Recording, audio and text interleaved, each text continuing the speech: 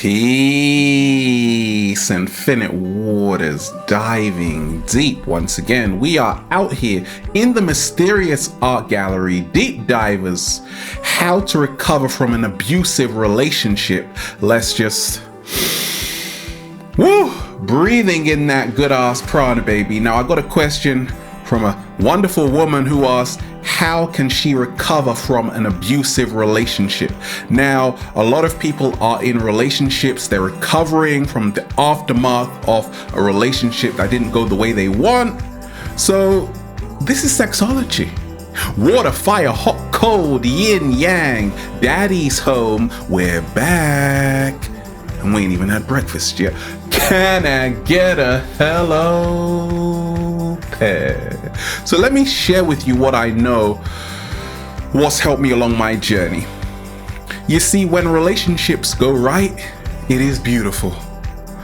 But when they don't work, it sometimes can be very traumatic because we are like, it has to work. Okay. And a lot of the times things happen to us in relationships. We learn about ourselves. But what happens if the relationship can become a bit abusive, right? So it starts with this. To recover from an abusive relationship, you don't want to turn on yourself. This is not the time for self-blame to say, oh my gosh, I'm so stupid. How could I let myself get into this terrible relationship where this guy doesn't treat me right, where this woman doesn't treat me right? Okay, it's already happened.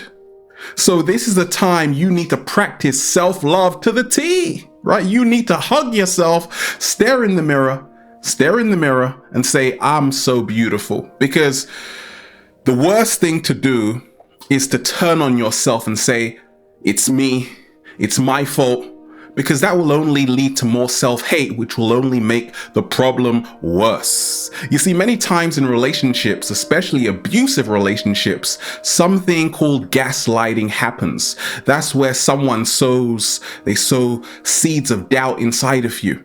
Okay? Gaslighting. They start blaming you for everything and start saying it's your problem. Okay? So they make you question your own sanity. So you don't want to turn in on yourself. You want to become as compassionate as you can towards yourself. Phone a friend. Don't stay silent. Express how you feel to that person. That's how you regain confidence. You see, you don't want to let one tiny experience, one relationship experience, define your whole existence. You see, I've realized that many times in life, we are going to meet people, they're going to come, some are going to leave. Okay, but the right ones will always stay. Slow motion this side. The people who are meant to be in your life will always stay. You don't have to force anything. You got to let it flow naturally. You see, many times we're like, what's happening, Ralph? This relationship reflects who I am as a person. No, it doesn't. It's only one tiny experience. Every relationship is either a lesson or a blessing or sometimes both, okay? You see, I've realized that sometimes we get our hardest lessons in the face of adversity. I've been in relationships where I've had to learn a lot about myself. I'm like, okay, I thought I was this way. I'm actually that way, right? Because sometimes you meet someone who really pushes your buttons. They make you look within. So sometimes what we call an abusive relationship, we have to change that word because it actually makes us feel like a victim. Slow motion this side. So you don't have to say abusive relationship. You can say learning relationship. That's how you reclaim your power. That's how you reclaim your power, baby. Okay, because if you say abusive relationship, now you feel helpless, power. You don't feel like you have any power. Okay, powerless. Okay, so you want to say, how can I recover from a learning relationship? And that's more empowering. And you do that by realizing that sometimes big lessons come in the face of adversity. You learn a lot about yourself, what attracted you to this person in the first place, how they've changed, how you've changed, okay? So you can always take the lesson. You can always find something positive in an unpleasant experience. Let me repeat that. You can always find something positive in an unpleasant experience, right? Because what happens when your relationship, you're like, oh my gosh, this is such a terrible relationship. And sometimes you might find yourself in what I call the Coca-Cola relationship, the very toxic relationship, and it seems very abusive, and sometimes it is, okay? But you want to find something positive in that unpleasant experience. And something positive could be, well, at least I now know what I don't want. That's something positive. Okay, so you want to raise your frequency by realizing that something better is coming. Now, 7-Day Vegan Challenge, how does this tie into abusive relationships? How to recover from an abusive relationship? Fantastic question. A lot of people always messaging me about relationships. The smallest details make up a relationship. That's what's helped me along my journey. You got to ask yourself, did I overlook something? You see, what you eat, what both of you are eating every single day is also contributing to how well you bond with each other. And a lot of times, people overlook food. Are you eating a plant-based diet? Are they eating a plant-based diet? Are you thinking the same? Are you on the same page? You got to find someone where both of you are vibrating on the same page when it comes to food. Because if one person is eating a plant-based diet and the other person doesn't care, is eating junk food, there is an incompatibility, you see, and every area of your life is connected to every other area. So I've realized what's helped me along my journey get more harmonious relationships is to make sure whoever I'm with is kind of on the same food page as me. Like, stuff these grapes in your mouth right now, right? Guavas, mangoes, right? Fruity relationships, right? But I've been in toxic relationships because my diet has been off and their diet has been off. So you need to start asking yourself, did I overlook something? Did I overlook what we are even eating, and how this is leading to the upliftment of our relationship or the demise of our relationship? Slow motion this side. Food and love go together. Now, to recover from an abusive relationship, you have to see new relationships with new eyes. Sometimes we get stuck in the past. Never allow yourself to be controlled by 3 things: money, people, and past experiences. You see, what's helped me is this: new relationships with new eyes. If you are just recovering from an abusive relationship, you want to take some time before you jump into the next one. Why is that so important? Why is it so important that you take time? Because you need time just to breathe, to see what you really want. You see, many times we don't realize that we are only in a relationship because we don't want to be alone. Sometimes there are children involved, okay? But when you are recovering from an abusive relationship, you need to take time before you jump into a new one to say, okay, what is it I really want? And also, what can I really offer that person too? But don't let a new relationship that appears into your life, okay, don't stop.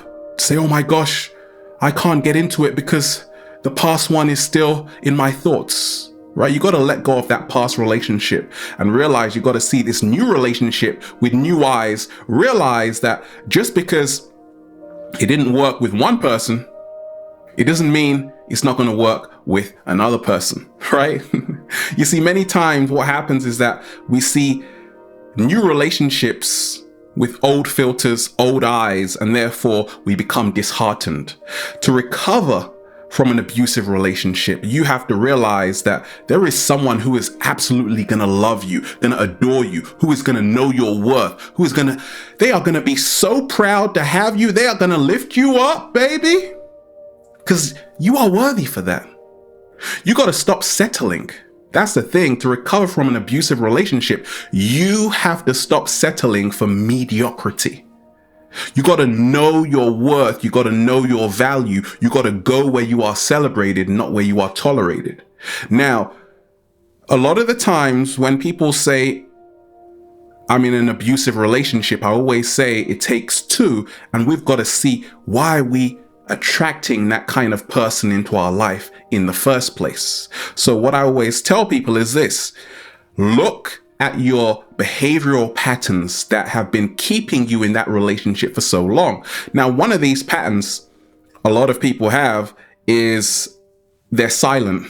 They're not communicating how they feel. And you don't want to be a silent sufferer. You want to really talk. Hey, I'm not happy here. And you don't have to stay anywhere where you're not happy. You have a choice. You can move. You're not a tree. Slow motion this side. But I can't move, Ralph. I can't. Yes, you can. Oh, yes, you can. The question is your happiness a priority? Okay, sometimes children are involved, but there is always a way to make it work. Look, you got to check yourself to say, okay, what can I change about what can I change? What can I change about my behavior to not attract the same relationship, the same type of person, to not attract the same type of person into my life again? So you got to check yourself, and then you got to work on those things to say, okay, maybe I've got to start being more expressive. So as soon as a relationship begins, people know what they're getting into. I also know what I'm getting into. You got to express yourself, communicate, be clear, okay? Be impeccable with your word, baby. You see, what happens time and time again is that you have to build confidence. Confidence is like a muscle. And to recover from an abusive relationship, you have to build what I call the confidence muscle. And that happens when you start knowing your true worth. To build the confidence muscle, you have to say, look, I'm going to be as authentic as I am, right? As authentic as I can be. I'm going to be as authentic as I can be. And if this person can't deal with it, then they are not meant for me. I'm not going to force it. I'm just going to be me. And the more you do that, just a little practice of that every single day, you move more into the truth of who you are. You're going to start seeing, okay, what is left in this relationship? That's how you recover from an abusive relationship. Okay, you start moving more into the truth of who you are. And people who are not meant to be in your life will fade away. The right people will stay, but more so, it will give you the opportunity to invite the right person into your life. Slow motion this side. Realize today that something beautiful is coming your way. A beautiful person is coming your way, but they can't come into your life if you are holding onto old energy.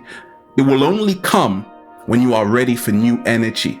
So realize that don't allow past experiences, past relationships to dictate your current state and your current feeling. You got to realize you are better than that. You owe it to yourself more so to realize that there is someone out there who is going to cherish me and I am going to cherish them. You see, every single relationship prepares us for the next one. What? Can I get a hello there? Every single relationship prepares us for the next one. So guess what? By the time you meet that person, you're going to be more evolved. And that other person is going to be more evolved because they've probably been through a few relationships too. That's the beauty of relationships. So you don't want to see everything as negative. Realize that, don't worry, because the next relationship is going to be even better with the lessons I've learned from this relationship.